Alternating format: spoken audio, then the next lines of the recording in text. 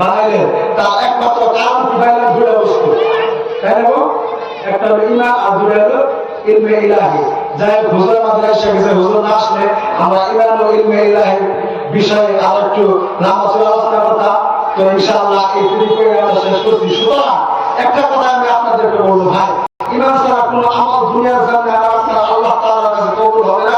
এই বিষয়ে মুসলিম শরীফের 406 নম্বর হাদিসে আল্লাহর নবী সুবহানাহু আম্মা আয়েশা সিদ্দিকা রাদিয়াল্লাহু তাআলা আনহা বলেন, হে নবী, জাহিলি যুগের মধ্যে ইবনে জুদআন নামের এক ব্যক্তি, তিনি আত্মীয় স্বজনের হক আদায় করত এবং কি পাড়ার লোকেদেরকে দান করত, গরিব মিসকিনদেরকে দান করত।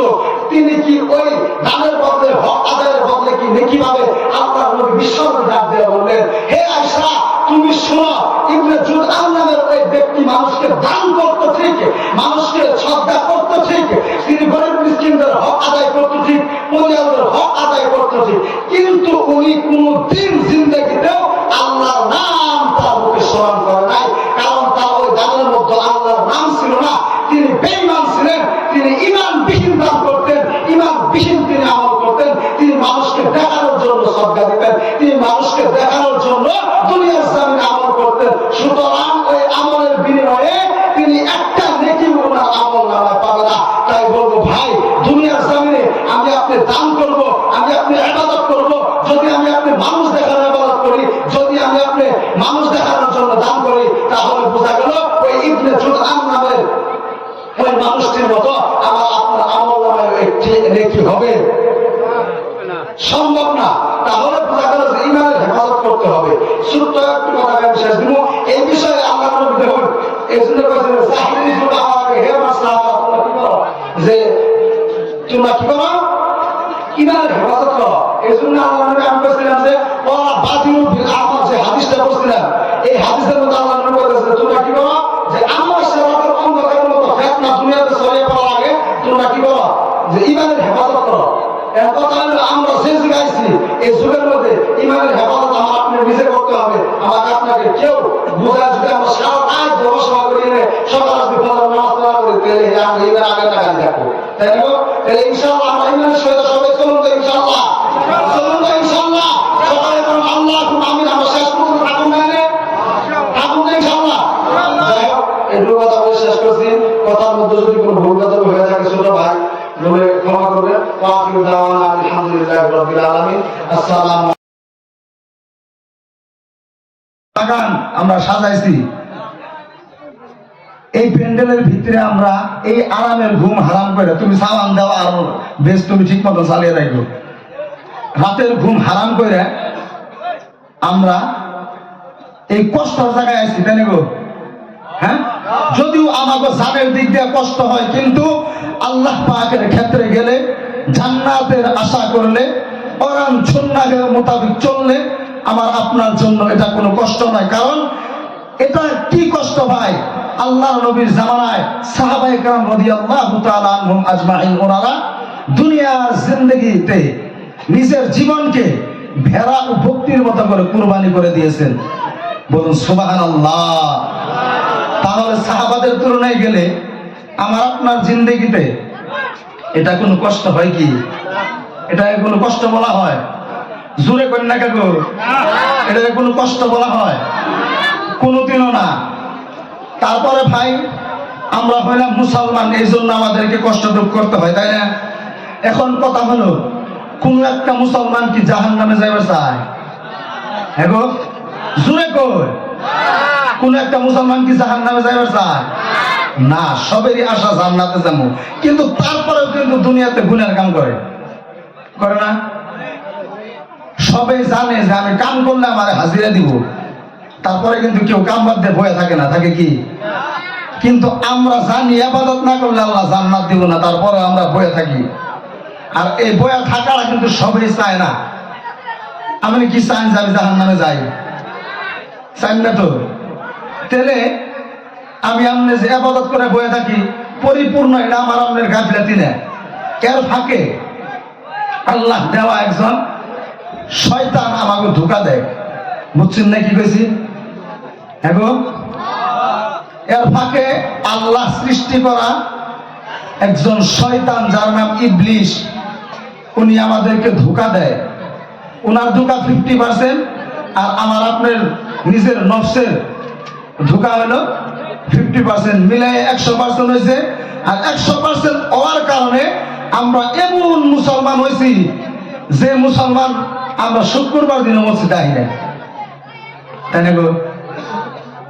হ্যাঁ গো, কথা কোন, জোরে জোরে কোন। আমরা এমন মুসলমান হয়েছি যে মুসলমান শুক্রবার দিন আই না। হালাকে আল্লাহ বলেন ইত্তাকুল্লাহ, হে বান্দা তোমরা আমি আল্লাহকে ভয় করো। কোরআনের অন্য জায়গায় আল্লাহ তাআলা বলে দেন ইয়া আইয়ুহাল্লাযীনা আমানুত্তাকুল্লাহ হাক্কা তুকাতিহি ওয়া লা তামুতুন্না ইল্লা ওয়া আনতুম মুসলিমুন। হে ইমানদার বান্দারা তোমরা কি করো? আমি আল্লাহ তাআলাকে ভয় করো, আর তোমরা পরিপূর্ণ মুসলমান না হয়ে কবরের জিন্দেগিতে এসো না। ভাই আমরা তো মুসলমানের ঘরে জন্ম নিছি, তাই নাই গো? তারপরেও আবার আল্লাহ আমাকে ইমানদার করে ডাক দিয়া কইছে যে তোমরা মুসলমান না হয়ে কবর আয় না, বুঝছো? আমরা তো মুসলমান বানিয়ে আল্লাহ দুনিয়া পাঠাইছে, তারপরে আল্লাহ কইছে যে তোমরা পরিপূর্ণ মুসলমান না হয়ে কবর আয় না। তাহলে এই কথা আল্লাহ তাআলা কোরআনুল কারীমের মধ্যে জানিয়ে দেওয়ার কোনো দরকার ছিল না মনে হয়, কারণ আমরা তো মুসলমানের ঘরে জন্ম নিছি। কোনো দরকার ছিল কি? হ্যাঁ, কথা কই না গো? কি জন্য দিলেন? কেননা আমি আপনার দুনিয়ার জমিনে আল্লাহ পাকের ইবাদত করে নৈকট্য লাভ করে আল্লাহ পাকের জান্নাতে যাওয়ার জন্য রাস্তা বানাতে হবে, তাই না? কিন্তু দেখা যায় আমি আপনি আল্লাহ সৃষ্টি করা যে শয়তান, ওই শয়তানের ধোঁকার মধ্যে পড়ে আমার আপনার জিন্দেগি বরবাদ করে দিচ্ছি। কিভাবে? আল্লাহর এক বান্দা স্বপ্নে দেখতেছে, বুঝছো? আল্লাহর এক যুবক বান্দা স্বপ্নে দেখতেছে যে তারা দুই বন্ধু একসাথে মিলিত হয়েছে, বুঝছেন না? দুই বন্ধু একসাথে মিলিত হয়েছে। আপনারা জানেন যে কবরের মধ্যে কবরের মধ্যে মানুষকে দাফন করার পরে ফেরেশতারা প্রশ্ন করে। যখন ফেরেশতারা ওনাকে প্রশ্ন করছে হে আল্লাহর বান্দা তোমার নাম কি? তে আল্লাহর বান্দা যুবক কইতেছে আমার নাম মোহাম্মদ ইখলাস। ফেরেশতা কয় সূরা ইখলাস কও, বুঝছেন? ফেরেশতা কয় সূরা ইখলাস কও। তো উনি সূরা ইখলাস কুল আল্লাহু আহাদ কই আল্লাহছে। ফেরেশতা কয় তোমার মাফ করে দিলাম। সুবহানাল্লাহ কইবেন না? ফেরেশতা কয় তোমার মাফ করে দিলাম। কিন্তু ওর প্রশ্ন হই না, ওর যে বন্ধু লগে আছে, বন্ধু মনে মনে চিন্তা করতেছে হাই রে হাই, ওনার নাম ছিল মোহাম্মদ ইয়াসিন, বুঝছেন? ওনার নাম ছিল মোহাম্মদ ইয়াসিন, আপনারা বুঝুন নাই? ওনার নাম ছিল মোহাম্মদ ইয়াসিন। ওনার হালুয়া টাইপ পায়জামা গরম হইতেছে, হাই রে হাই ওর নাম তো ইখলাস আসাল, ও তো কুলহু আল্লাহু আহাদ সূরা কয়ে দিল। ইয়াসিন যে এত বড় আমি কেমনে কমু, বুঝছেন না? নাই ওনার হালুয়া টাইপ। তো ওনাকে যখন ফেরেশতা জিজ্ঞাসা করছে হে আল্লাহর বান্দা তোমার নাম কি?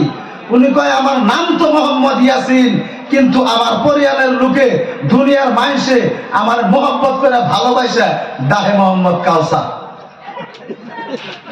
বুঝছেন? পরিবারের লোকে পাড়ার লোকে মোহাম্মত করে ডাহে মোহাম্মদ কাউসার। তাহলে এই যে এইরকম সমস্যা আমাদের মধ্যে, বুঝছেন না? এই সমস্যার কারণে আমি এবং আপনি আমার আপনার জিন্দেগির থেকে শয়তানকে হাঁটাতে পারিনি। ওই জন্য আমি আপনি আজকে নামের মুসলমান হয়ে দুনিয়ার জমিনের মধ্যে ঘুরছি। ভাইয়ার আমার, আপনারা সকলে অবগত থাকতে হবে যে শয়তান হলো মানুষের প্রকাশ্য দুশমন। শয়তান হলো মানুষের প্রকাশ্য দুশমন। কেননা এই বিষয়ে আল্লাহ পাক রব্বুল আলামিন মহাগ্রন্থ আল কোরআনের মধ্যে সূরা ইউসুফের আয়াত নাম্বার 5 নাম্বার আয়াতে আল্লাহ তাআলা বলেন ইন্নাশ শাইতানা লিল ইনসানি আদুউম মুবিন। গলা খুব টানে ভাই, বহুত টানে গলা। কাজে